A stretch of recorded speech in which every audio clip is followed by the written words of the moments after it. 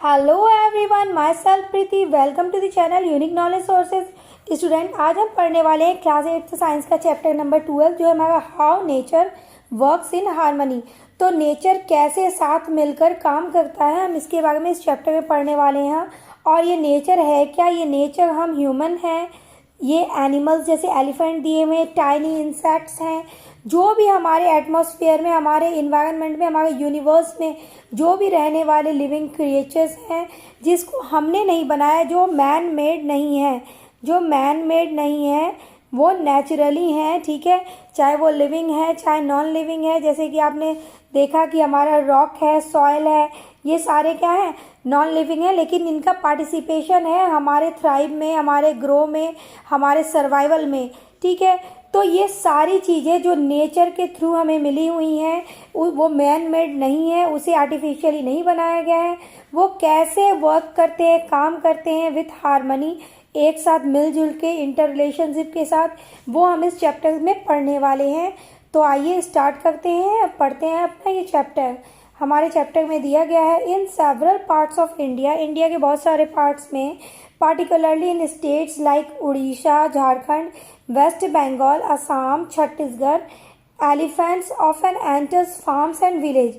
Animals क्या है, खेतों में और गाँव में एंटर कर जाते हैं, जबकि वो तो एनिमल्स है तो उनको रहना चाहिए फॉरेस्ट में, लेकिन वो क्यों रेसिडेंशियल एरिया में, वो रेसिडेंशियल जहाँ हम रह रहे होते हैं बेटा, उनको रेसिडेंशियल एरिया कहते हैं जो ह्यूमन के रहने के लिए है।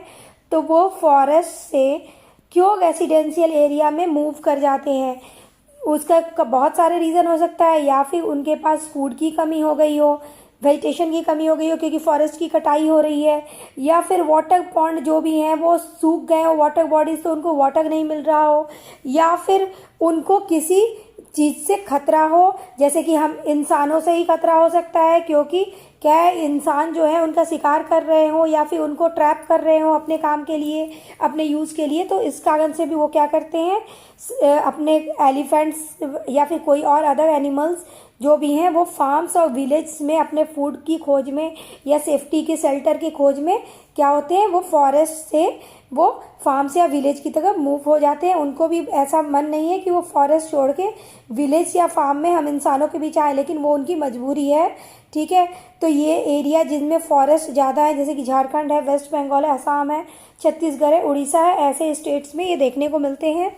वैन वेजिटेशन इज स्कार्स, जैसे कि मैंने अभी बात की कि पेड़ पौधों की कमी हो जाए तो उनके क्या है, फूड की कमी हो जाएगी, तो वेजिटेशन की स्कार्सिटी में वो आते हैं, ऐसा मूवमेंट करते हैं। एंड वाटर होल्स, जैसे कि गड्ढे पीट बने होते हैं या पॉन्ड्स होते हैं जिसमें कि वाटर होते हैं, वो ड्राई अप हो जाते हैं। ठीक है, वो सूख जाते हैं, तो भी उनको इन देयर नेचुरल हैबिटेट जहाँ वो रह रहे होते हैं, that is called its natural habitat. जो भी एनिमल्स जो भी जहाँ रह रहे हैं, नेचर की तरफ से आर्टिफिशियली उनके लिए नहीं बनाया गया है, जो नेचुरल है जहाँ वो सर्वाइव कर रहे हैं, that is called its natural habitat. ठीक है, elephants may wander into near by farms और plantation in search of food like bananas and sugarcane. तो जैसे कि हमें पता है एलिफेंट बनाना और शुगर केन खाता है, तो वो इन सब की खोज में क्या आ जाता है, जो भी उसके आसपास के फार्म्स होते हैं या फिर जहाँ पेड़ पौधे लगे हुए होते हैं, वहाँ अपने फूड की तलाश में आ जाता है। This can lead to crop damage and at times even harm people and domestic animals. अब आपको पता है फॉरेस्ट के बाद जस्ट तो रेसिडेंशियल एरिया स्टार्ट नहीं हो जाती है, तो उसके बाद क्या होता है, उसके बाद बहुत फील्ड एरिया होते हैं जहाँ फार्मिंग की जाती है, तो वो क्या है, फार्मिंग के एरिया में, क्रॉप की एरिया में आ जाते हैं। और वहाँ ऐसा नहीं है कि उनको शुगर केन नहीं डायरेक्ट मिल जाएगा जो वो खा रहे हैं, या फिर बनाना ट्री मिल जाएगा। तो वैसे क्या है, इनके सर्च में, बनाना और शुगर केन के सर्च में वो क्रॉप फील्ड से होते हुए आते हैं और क्रॉप को डैमेज कर देते हैं। ठीक है, क्योंकि एलिफेंट जैसे कि आपको पता है कि वो टन्स में उनकी वेट होती है, तो वो क्या करते हैं, वो क्रॉप को डैमेज कर देते हैं। और पीपल, अगर कोई इंसान भी उनके आगे आ जाए तो वो इतनी हैवी बॉडी है कि वो इंसान को भी कुचल देते हैं, तो इंसान भी नहीं बच पाता। और जो छोटे मोटे डोमेस्टिक एनिमल्स हैं जैसे काव, डॉग, कैट जो हमारे सराउंडिंग में दिखते हैं, उनको भी वो क्या करते हैं, कुचल कर चले जाते हैं। ठीक है, changes in rainfall and temperature affect vegetation. तो रेनफॉल भी अगर हैवी भी हो जाए तो भी क्या है, वेजिटेशन को प्रॉब्लम होती है, प्लांटेशन को प्रॉब्लम होती है। टेम्परेचर भी ज़्यादा इंक्रीज हो जाए या कम हो जाए ज़्यादा, ठीक है, ओले गिरने लगे तो भी, ड्यू आ जाए तो भी क्या है, परेशानी होती है प्लांटेशन को और प्लांट ख़राब हो जाते हैं। हैवी रेनफॉल से भी ख़राब हो जाते हैं और रेनफॉल ना हो तो उससे भी ख़राब हो जाते हैं। ठीक है, तो इस तरह से देखा आपने कि जो भी चेंजेस हो रहे हैं रेनफॉल में या टेम्परेचर में, इट मीन्स हम कह सकें क्लाइमेट में इनडायरेक्टली, तो उससे क्या है वेजिटेशन अफेक्ट होता है। Cutting down trees for construction roads and buildings. अब क्या है, ट्रीज को कट किए जा रहे हैं रोड्स में बनाने के लिए, रोड्स की थिकनेस चौड़ाई बढ़ाने के लिए या बिल्डिंग बनाने के लिए, घर बनाने के लिए। तो वो भी क्या है, उससे भी प्लांटेशन क्या है, फॉरेस्ट क्या है, वर्स पोजिशन में जा रहे हैं। This leads to this shrinking and drying of forest, जिससे क्या है फॉरेस्ट का दायरा घटता जा रहा है, कम होता जा रहा है और वो ड्राई होते जा रहे हैं। बारिश नहीं होगी, टेम्परेचर रेज होगा, ज़्यादा होता जाएगा, तो क्या होगा, फॉरेस्ट तो ड्राई ही होंगे। The natural home of animals. ठीक है, इससे क्या है, नेचुरल होम जो एनिमल्स का है जिसको हम फॉरेस्ट कहते हैं, वो क्या होंगे, वो ख़त्म हो जाएंगे, वो श्रिंक हो जाएंगे। ठीक है, इट मीन्स उनकी जो एरिया है वो कम हो जाएगी। When forest cannot support wildlife, animals tend to move into human habitat.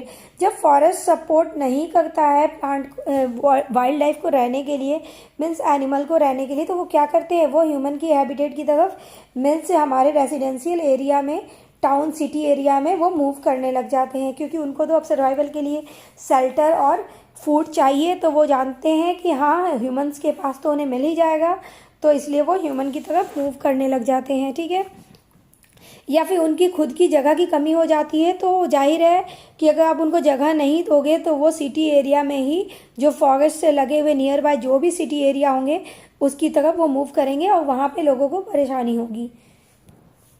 Elephants are adapted to forest life but sudden changes make it hard for them to survive. हमें पता है कि फॉरेस्ट बने हुए हैं एलिफेंट के लिए, लेकिन इन टाइप के चेंजेस जो हो गए, जो रेनफॉल में हो गई या टेम्परेचर में हो गई या फूड की स्कार्सिटी हो गई, उसके कारण क्या है, उनको क्या है हार्ड हो जाता है फॉरेस्ट में सरवाइव करना, और वो फिर क्या है हमारी और सिटी की तरफ आने लग जाते हैं। ठीक है, एलिफेंट ही नहीं, बहुत सारे एनिमल्स हैं। हर दिन आप देखते हो, न्यूज़ में भी देखते हो कि कभी बोलते हैं कि चीता देखा गया है, कभी बोलते हैं कि टाइगर देखा गया, लायन नहीं, टाइगर की बात होती है, टाइगर है, चीता है। इन सबको अक्सर कहा जाता है कि सिटी एरिया में वो देखने को मिले हैं, तो उनको वन विभाग वाले पकड़ के लेके गए। तो जस्ट बिकॉज यही कारण कि फ्लड आ जाता है, तो उससे भी क्या है फॉरेस्ट पता ही नहीं लगता, पानी में बह के एनिमल्स आगे आ जाते हैं, भटक जाते हैं, या फिर फूड की स्कार्सिटी या फिर बिल्डिंग्स के लिए और फर्नीचर के लिए, जो भी फर्नीचर मेड के लिए जो प्लांट की कटिंग हो रही है। ठीक है, बिल्डिंग्स बनाने के लिए क्या है, फील्ड एरिया की कमी हो रही है, कटिंग हो रही है। ठीक है, प्लांट्स की कटिंग हो रही है इनडायरेक्टली। तो बिल्डिंग बनाने के लिए, फर्नीचर बनाने के लिए, रोड्स हाईवेज बनाने के लिए, हाईवेज बनाने के लिए, इन सब के लिए क्या किया जा रहा है, प्लांट्स की कटिंग हो रही है डेली वाइज। तो इससे क्या है, डिफॉरेस्टेशन बढ़ रहा है। ठीक है, तो जो फॉरेस्ट है उनके सर्वाइवल के लिए, एनिमल्स के लिए, उनकी जो एरिया है वो कम होती जा रही है, और हमारे जो एनिमल्स हैं वो तो उतने ही क्वांटिटी में है, और क्या है वो बढ़ते ही जा रहे हैं बिकॉज ऑफ रिप्रोडक्शन, लेकिन क्या है जो प्लेस है वो घटते जा रहे हैं कटाई के कारण। Elephants are adapted to forest, okay हमने ये पढ़ रखा है। Wildlife ecologist have identified and marked corridors in many parts of the country to allow safe movement of the animals.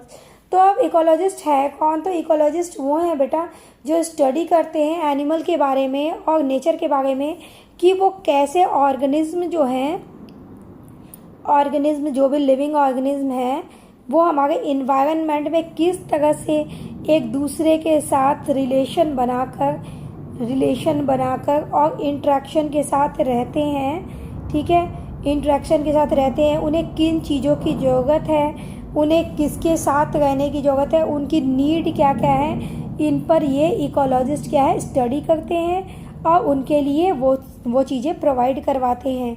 जैसे कि हमारे इकोलॉजिस्ट ने देखा कि हाँ क्या हो रहा है, फॉरेस्ट की कटिंग हो रही है, जिसके कारण उनको क्या है जगह का पता नहीं लगता, और वो फॉरेस्ट में कोई उनका फॉरेस्ट के जैसे मान लो ये फॉरेस्ट है, इधर की एरिया सिटी है।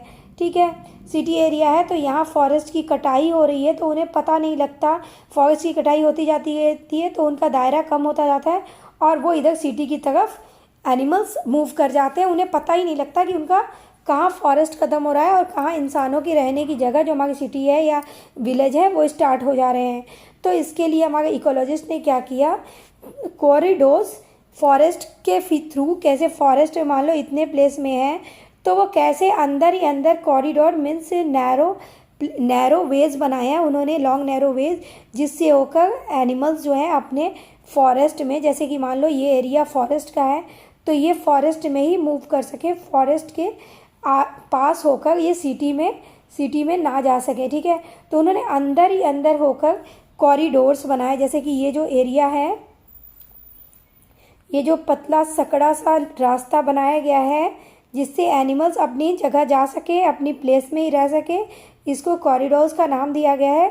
ये किसने बनवाया, ये इन्होंने इकोलॉजिस्ट ने स्टडी की और इन्होंने ये उपाय निकाला कि हाँ अगर कॉरिडोर्स बना देंगे तो एनिमल्स क्या है, फार्म और विलेज की तरफ मूव नहीं करेंगे। ठीक है, this corridors correct forest habitat, इसने क्या किया, फॉरेस्ट के हैबिटेट को सही कर दिया, वहाँ के एनिमल्स के रहने की नेचुरल जगह जो होती है उसको हम हैबिटेट कहते हैं। ये हैबिटेट बार बार आ रहा है बेटा, तो आप ये समझ लेना, इसके आपके ट्रू फॉल्स फिलअप्स ये भी बन सकते हैं कि जो नेचुरली जहाँ पे रह रहे होते हैं एनिमल्स उन्हें उसका क्या कहते हैं, तो we can say it habitat. ठीक है, enabling wildlife such as elephants to travel in need between large forest areas without coming into conflict with human settlement, तो वो ह्यूमन जहाँ रह रहे हैं उससे उनका कन्फ्लिक्शन ना हो, उनका सामना ना हो। एक दूसरे का ऐसा नहीं है कि ह्यूमन का ही सामना एलिफेंट ना हो, एलिफेंट भी चाहते हैं या कोई एनिमल भी चाहता नहीं है कि उनका सामना ह्यूमन से हो। ठीक है, लेकिन अगर सामना हो जाए तो फिर वही बात होती है कि ये हमसे डर जाते हैं, हम उनसे डर जाते हैं और फिर दोनों में से किसी एक को ख़त्म होना पड़ता है। ठीक है, तो इसलिए कोई भी नहीं चाहता, तो इसलिए इकोलॉजिस्ट ने फॉरेस्ट में कॉरिडोर्स बनाए जिससे कि वो अपना रास्ता डिसाइड कर सके और वो ह्यूमन के एरिया में ना आ सकें।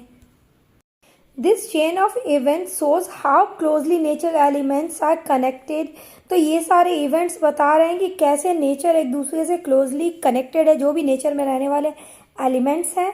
To understand such interconnections we must study the component of our environment, इनके इंटरकनेक्शंस को जानने के लिए हमें अपने एनवायरनमेंट में जितने भी कॉम्पोनेंट हैं उनके बारे में स्टडी करने की ज़रूरत है, उनके बारे में जानने की ज़रूरत है, क्योंकि आपको पता है कि हमारा एनवायरनमेंट में बहुत सारे कॉम्पोनेंट है, बहुत के बारे में पता भी नहीं है।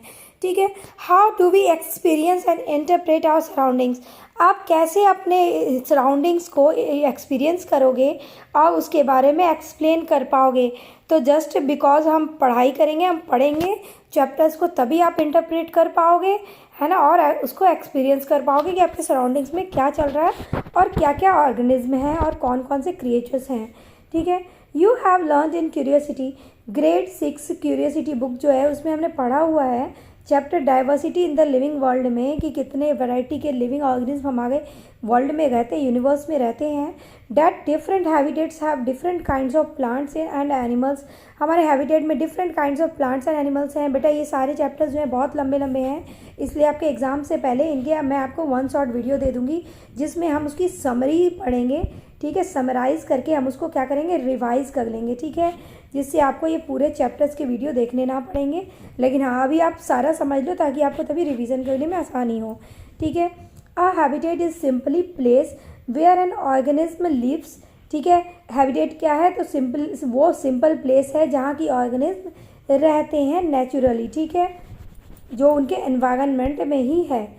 इट कुड इवन भी just the bark of a tree, चाहे वो एक बार्क ऑफ ट्री भी हो सकता है, जैसे कि आपको पता है ट्री के बार्क में भी, उनके छालों में भी क्या है, होल बना के, जैसे कक्कू वगैरह हमारे बहुत सारे बर्ड्स हैं जो कि उनके होल्स बना के बार्क में और रहते हैं। स्क्वायरल्स भी कहते हैं, बहुत सारे छोटे टाइनी क्रिएचर्स हैं जो बार्क ऑफ ट्री में आपको देखने को मिल जाएंगे अगर आप सर्वे करोगे। ठीक है, the plants and animals interact with each other and adapt to survive in the surroundings। ठीक है, तो क्या बहुत सारे प्लांट और एनिमल हैं एक दूसरे के साथ इंटरेक्शन करते हैं और सर्वाइव करते हैं अपने सराउंडिंग कंडीशन में। ठीक है, जहाँ वो रह रहे हैं। Explore two nearby habitat and identify both the living organism and the non living components in each, आपको कहा जाएगा अपने आस पास के दो हैबिटेट में आप विज़िट कीजिए और वहाँ रहने वाले लिविंग ऑर्गेनिज्म और नॉन लिविंग ऑर्गेनिज्म जो कंपोनेंट्स हैं, नॉन लिविंग कंपोनेंट्स और लिविंग कंपोनेंट्स हैं, उनके बारे में स्टडी करने का आ जा रहा है। तो हमारे जो लिविंग ऑर्गेनिज्म होते हैं बेटा, उनको हम बायोटिक कहते हैं। बायोटिक कंपोनेंट होंगे हमारे वो, जो लिविंग क्रिएचर्स लिविंग ऑर्गेनिज्म होंगे बायोटिक कंपोनेंट, और जो नॉन लिविंग होंगे उनको हम अबायोटिक कंपोनेंट भी कहते हैं। ठीक है, तो ये आपके लिए बहुत इंपॉर्टेंट है।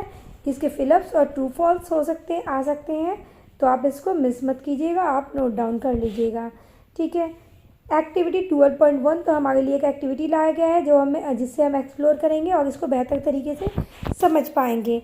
प्रिकॉशन कहा गया है, explore the habitat in groups with your teacher. अगर आप टीचर के साथ ही आप जाके एक्सप्लोर करो, क्योंकि क्या है, जो अभी आप हैबिटेट देखने वाले हो उनके ग्रुप्स में कुछ क्या है थ्रेटनिंग भी हो सकते हैं, कुछ जो है एनिमल्स जो है वो आपको उनसे डर भी हो सकता है। तो इसके लिए आपको अपने टीचर के साथ ही वो सर्वे करना है और एक्सप्लोर करना है। ठीक है, identify 2 habitats in our surrounding. तो अपने आसपास के 2 हैबिटेट को आप चूज़ कर लीजिए जो भी आपको पसंद आए। This could be any 2 of the following: a pond, a forest, an agriculture farm, और even a large tree like banyan tree, mango और फिलकान ट्री। तो कहा जा रहा है वो जो आपके 2 आप हैबिटेट लेने वाले हो वो पॉन्ड्स भी हो सकते हैं, फॉरेस्ट भी हो सकते हैं। अगर आप फॉरेस्ट में मूव करोगे वहाँ क्या है, लायन, टाइगर, कोई भी एनिमल्स आपको मिल सकता है। तो इसलिए कहा गया है कि हमें अपने टीचर के साथ ही ये एक्सप्लोर करना है, हमें अकेले नहीं करना है। अगर पॉन्ड्स भी आप गए हो, पॉन्ड्स में ही मान लो अगर आपके कुछ ऐसे स्नैक टाइप रेप्टाइल्स अगर आपको दिख गए तो आप डर जाओगे, और कहीं उन्होंने आपको बाइट कर लिया, ठीक है, तो उससे भी परेशानी हो जाएगी। वैसे तो हमें पता है कि हमारे 90% स्नैक जो हमारे यूनिवर्स में है वो क्या है, नॉन पॉइजनस है, लेकिन 10% ही जो अगर आपको मिल गए तो हम क्या है उसे बेटा, हम जो स्नैक वगैरह देखते हैं वो हमें बाइट कम करते हैं, लेकिन हम उसको देखकर जो हमें हार्ट अटैक के केसेस ज़्यादा होते हैं, क्योंकि हम इतना ज़्यादा डर जाते हैं स्नैक के नाम से, हमें पता है कि वो काट लेगा। ठीक है, तो हम पहले ही उसके काटने से, उसके बाइट करने से पहले ही आप डर जाते हो और हार्ट अटैक से मौत हो जाती है, या फिर डर से ही क्या होता है, बंदा अनकॉन्शियस हो जाता है। ठीक है, तो इस तरह से आपको क्या करना है, अपने एल्डर्स के साथ ही सर्वाइव करना है, सर्वे करना है। ठीक है, और आपको खुद से अकेले नहीं करना है। ठीक है, तो ये सारी चीज़ें कहीं भी आप कोई भी चीज़ ले सकते हो। किसी बनियान ट्री भी बहुत बड़े होते हैं, तो इसमें भी क्या है, बहुत सारे इंसेक्ट और बर्ड्स ये सारे अपना हैबिटेट ढूंढ लेते हैं इन ट्री में भी। ठीक है, मैंगो ट्री भी वैसे ही बड़ा होता है। ठीक है, बिग ट्रीज हैं ये सारे, तो इसमें भी क्या है, बर्ड्स और इंसेक्ट्स अपना घर और घोंसला बनाते हैं, अपने शेल्टर ढूंढ लेते हैं। ठीक है, तो आप फॉरेस्ट, पॉन्ड, कोई भी हैबिटेट ले सकते हो। List the living beings and non living things that you observe in this habitat. और आपको ये ऑब्जर्वेशन में इन दोनों चीज़ों को जो भी आप देख रहे हो, लिविंग हो या नॉन लिविंग हो, उनको कैटेगराइज करना है जो आपके टेबल 12.1 दिए गए हैं। ठीक है, तो हमारा ये 12.1 टेबल आ गया, डिफरेंट कॉम्पोनेंट्स ऑफ 2 हैबिटेट्स। तो दोनों हैबिटेट्स में हम डिफरेंट कॉम्पोनेंट्स को देखेंगे। तो आइए देखते हैं, ये हमने पॉन्ड लिया हुआ है एक, और एक फॉरेस्ट लिया हुआ है। ठीक है, फॉरेस्ट में तो आपको पता है प्लांट है, ग्रास है, ट्रीज हैं, बर्ड्स हैं। आप लायन, टाइगर जैसे एनिमल्स भी ले सकते हो। अब नॉन लिविंग थिंग में आपने सॉइल ले लिया। ठीक है, सॉइल हमारा नॉन लिविंग है, लेकिन हाँ हमें वहाँ पे फॉरेस्ट में मिल जाता है। वाटर भी है, ठीक है, वाटर भी नॉन लिविंग है, लेकिन हमें वो भी क्या कहाँ मिल जाता है, फॉरेस्ट में मिल जाता है। ठीक है, वाटर है, WATER। ठीक है, रॉक्स हैं, रॉक्स हैं। अब आप एटमॉस्फेयर भी कह सकते हो, क्योंकि हमारा जो सराउंडिंग एटमॉस्फेयर है वो एयर से मिलकर बना हुआ है, तो एयर भी होंगे ही, लेकिन ये क्या है, एयर नॉन लिविंग है।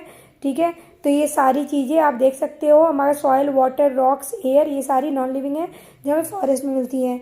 हमें पॉन्ड में जो मिलने वाले लिविंग क्रिएचर्स हैं, पहला हमें फिश दिया हुआ है एग्जाम्पल, आप फ्रॉग भी ले सकते हो सेकेंड एग्जाम्पल में। ठीक है, फ्रॉग है, फिश है, डक भी क्या है, आप डक भी देखते हो, पानी में स्विम करते रहते हैं, और भी बहुत सारे इंसेक्ट्स हैं। ठीक है, लेकिन आप लोटस हैं, लिली हैं। ठीक है, लोटस है, वाटर लिली है। ठीक है, लिली है, ये सारे, ये फ्लावर्स भी तो लिविंग बीइंग में ही है, तो ये सारे आप एग्जांपल में ले सकते हो। Frog, duck, water lily, lotus, ये सारे आप लिविंग बीइंग्स में ले सकते हो। हमारे नॉन लिविंग में सेम एज हम ऐसे जैसे वाटर यहाँ पे लिया हुआ है, पॉन्ड में भी क्या है, आपको रॉक्स भी देखने को मिलेंगे। ठीक है, रॉक्स होंगे। अब पॉन्ड है या हमारा एटमॉस्फेयर जहाँ भी है वहाँ आपको सनलाइट भी मिलेंगे, ठीक है। तो हमारा सनलाइट क्या है, नॉन लिविंग है, लेकिन होते तो हैं। एयर भी हर जगह है, एयर हमारे पॉन्ड में क्या है, घुले हुए हैं ऑक्सीजन, जिसको कि हमारे जो वाटर एनिमल जैसे फिश है ये लेता है और अपना ब्रीदिंग प्रोसेस करता है।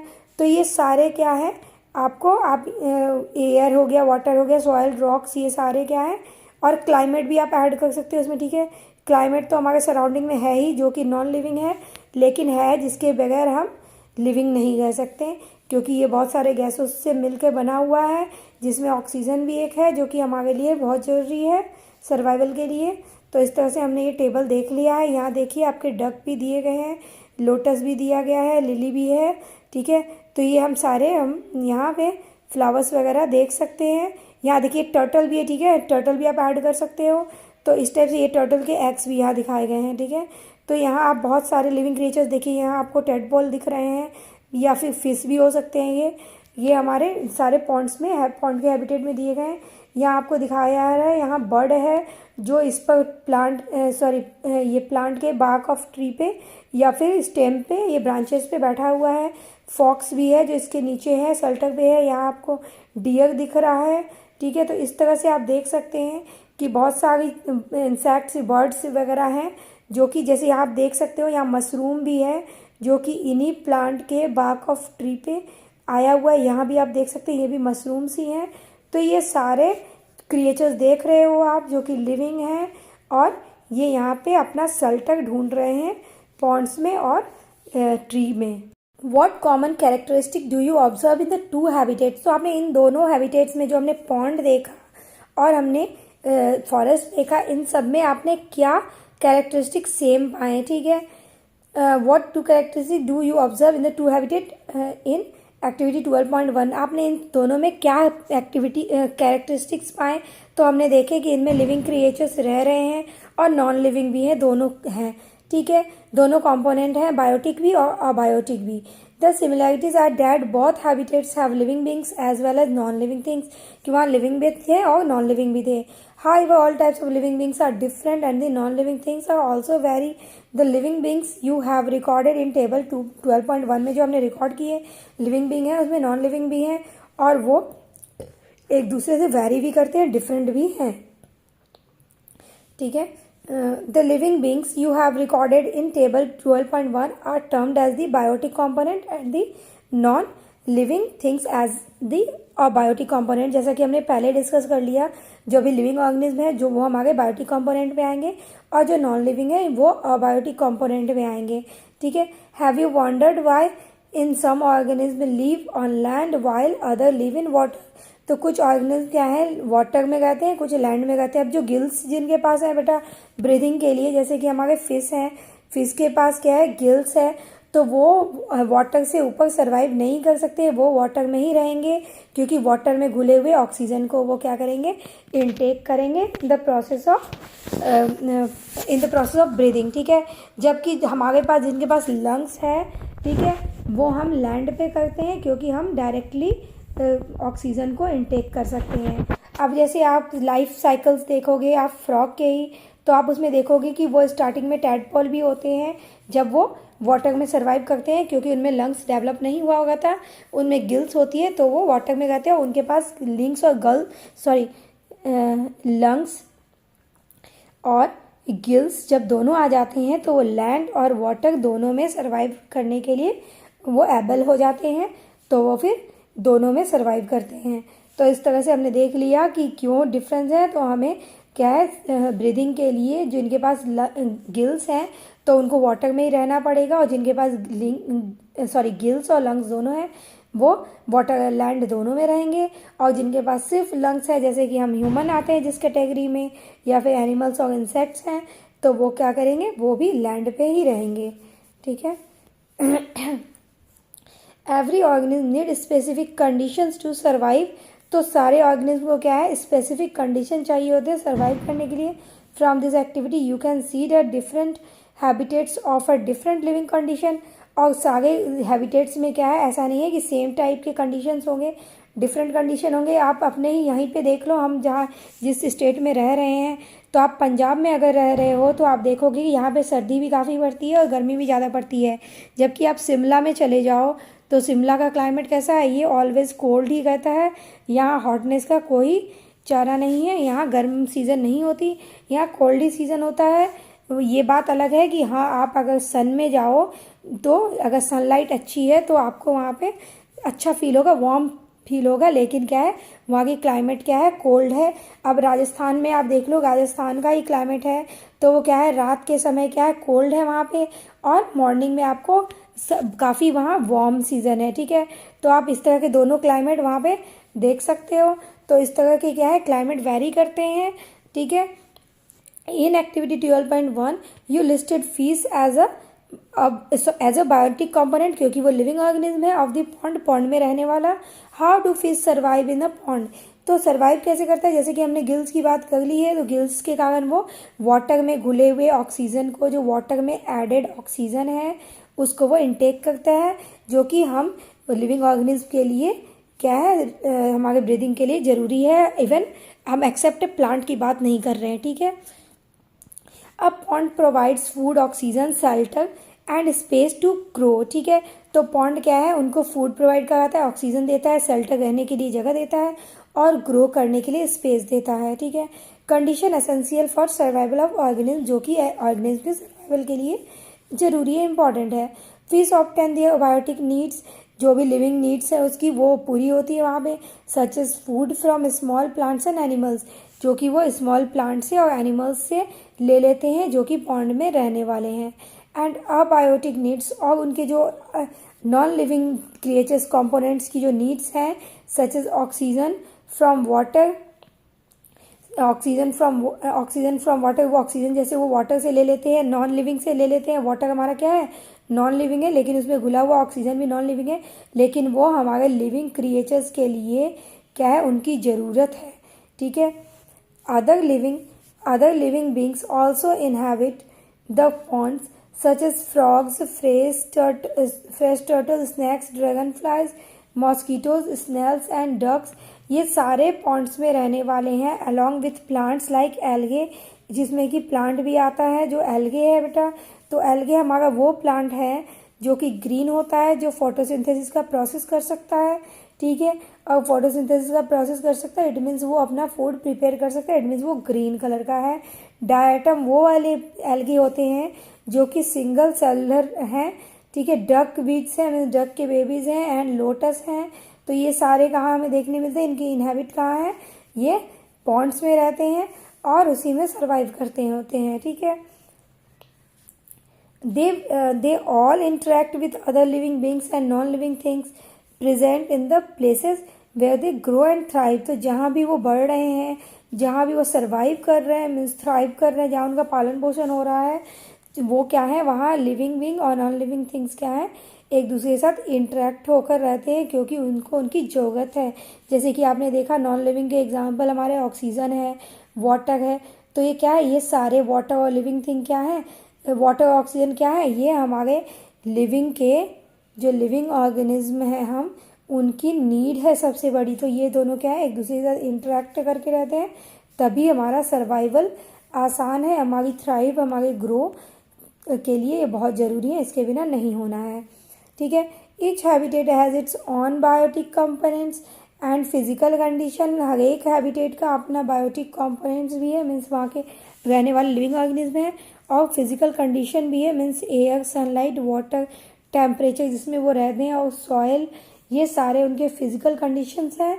और different organism living in the same habitat, ये सारे कुछ ऑर्गेनिज्म क्या है, सेम हैबिटेट में रहते हैं, मीन्स सेम कंडीशन में रहते हैं, मे use the resources in different ways, लेकिन वो उनके रिसोर्सेज को डिफरेंट तरीक़ों से यूज़ करते हैं। A forest might be warm during the day and cool at night, जैसे कि आपको पता है, जैसे मैंने राजस्थान का भी एग्जांपल दिया, वैसे ही हमारे ट्रीज़ के भी एग्जांपल हैं कि फॉरेस्ट में क्या है, दिन में वार्म रहता है, क्योंकि बहुत सारे प्लांट्स हैं, सारे क्या करते हैं, हीट एब्जॉर्ब करते हैं। हमारा क्लाइमेट भी जब ज़्यादा धूप होती है तो उससे वार्म हो जाता है, और वो काफ़ी समय तक रहता है, और रात में कूल होता है। ठीक है, एंड नाइट में वो क्या होता है, कूल हो जाता है। A snake that comes out at night snake जो है, जो हमारे कोल्ड ब्लडेड एनिमल्स हैं, रेप्टाइल्स जो है, रेप्टाइल्स हमारे कोल्ड ब्लडेड ही होते हैं, वो क्या है नाइट में निकलते हैं। एंड अ रोडेंट, जैसे कि हमारे जो होते हैं ना, कुछ एनिमल्स हैं जिनके आगे की तीत जो है वो शार्प होती हैं, दो तीत जो जिससे बाइट करते हैं वो काफ़ी शार्प होते हैं, वैसे एनिमल्स को हम रोडेंट कहते हैं। जैसे कि हमारा माउस है, हमारा रैबिट है, ये सारे रोडेंट में आएंगे। एक्टिव ड्यूरिंग द डे, ये डे में ज़्यादा एक्टिव होते हैं, और स्नैक क्या है रात में ज़्यादा एक्टिव होती हैं, ठीक है। Both live in the same habitat, वो रहते हैं सेम हैबिटेट में ही है। मान लो अगर फॉरेस्ट है तो फॉरेस्ट में हमारा क्या है, रोडेंट भी है, रैबिट भी रहते हैं और स्नैक भी रहता है, हैबिटेट सेम है, बट इनके निकलने का समय जैसे बोला डिफरेंट है, कि कोई सुबह निकल रहा है तो कोई नाइट के समय में निकल रहा है, ठीक है। This is how living organism coexist in the harmony in the same habitat. तो ये कैसे मिलजुल के सेम हैबिटेट में रह लेते हैं, अब हम ये भी आगे देखेंगे, ठीक है। Who all live together in nature, कौन रहता है नेचर में एक साथ, अब हम उसके बारे में पढ़ेंगे। तो जिनकी नीड एक जैसी है, जिनको एक दूसरे से खतरा नहीं है, वो नेचर में एक दूसरे के साथ रहेंगे या फिर अपने सेफ्टी के साथ रहेंगे, ठीक है। You have observe fish in a pond in activity 12.1। आपने फिश के बारे में पढ़ा, जैसे कि जो पॉन्ड में रहता है। Did you see only a single fish, आपने क्या सिंगल फिश को ही देखा है? तो नहीं, हमने टर्टल को भी देखा, टैडपॉल भी हैं, और भी बहुत सारे लिविंग क्रिएचर्स हैं, जैसे डक्स हैं, वाटर लिलीज हैं, हमारे फ्लावर्स हैं, और बहुत सारे हाइड्रा वगैरह, बहुत सारे पेड़ पौधे हैं जो कि ऑर्गेनिज्म है, लिविंग ऑर्गेनिज्म, जिसके बारे में आप आगे पढ़ोगे या फिर आपने 7th में हाइड्रा पढ़ रखा होगा, ठीक है। और एल्गी है, ये सारे हैं जो पॉन्ड्स में ही रहते हैं और लिविंग ऑर्गेनिज्म है, ठीक है। Most likely you may have seen many fish of the same kind. तो आपने बहुत सारे फिशेस देखे होंगे जो एक ही तरह के होते हैं। This group of fish of the same kind live together in a pond. तो इस तरह के जो सेम वेराइटी के जो फिश हैं वो लिविंग क्रिएचर्स हैं जो पॉन्ड में रहते हैं। In a pond habitat is called its population, तो उनको हम पॉपुलेशन उनका कहते हैं। This group of fish of the same kind living together in a pond habitat is called population. तो आप इसको यहाँ से नोट डाउन कर लीजिए, क्योंकि आपके पॉपुलेशन के क्या हो सकते हैं, ट्रू फॉल्स आ सकते हैं, फिलअप्स भी आ सकते हैं। तो आपके लिए बहुत इंपॉर्टेंट है ऑफ दैट पार्टिकुलर फिश, और वो किस काइंड के जो फिश हैं उनकी एक पॉपुलेशन हम उनको कंसीडर कर सकते हैं। In this way we can observe and record population of different kinds of organism in a single habitat. तो आप ऑब्जर्व करोगे कि इस तरह के पॉपुलेशन जो डिफरेंट काइंड ऑफ ऑर्गेनिज्म के हैं, और लेकिन उनकी जो रहने की हैबिटेट जो है वो सेम ही है, जैसे कि हम फॉरेस्ट कह सकते हैं, ठीक है बेटा। तो हमारी ये वीडियो काफ़ी लंबी हो गई है, तो thanks for watching my video. तो मिलते हैं नेक्स्ट वीडियो में।